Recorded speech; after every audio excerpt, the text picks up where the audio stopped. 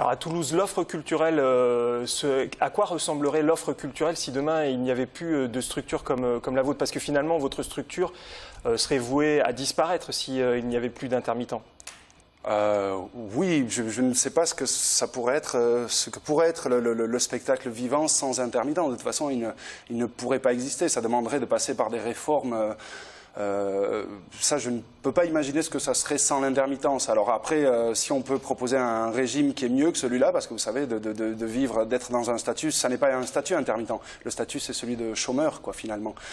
Ça n'est pas un statut enviable, je crois, par personne. Mais ce qui est enviable, en fait, par les gens, c'est cette indemnisation qui intervient avec moins d'heures travaillées que finalement les autres corps de métier. Oui, il faut savoir néanmoins que nos cotisations sont à peu près le double par rapport à celles des autres travailleurs. Il faut savoir que d'une année sur l'autre, en fait, nous n'avons aucune assurance de pouvoir faire nos heures.